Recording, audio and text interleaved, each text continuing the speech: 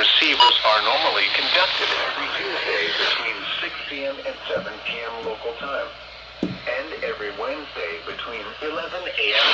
local time, when there is a threat of or existing severe weather in the area. The test is postponed until the next available non-severe day.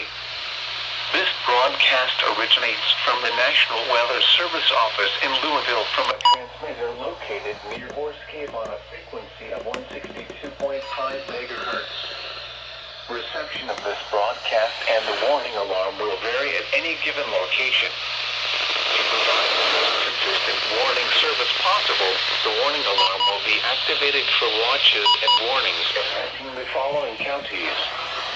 In central Kentucky: Allen, Barron, Edmonton, Grayson, Greene, Hart, LaRue, Metcalfe-Monroe, and Warren.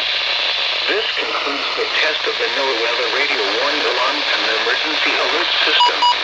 We now return you to regular programming.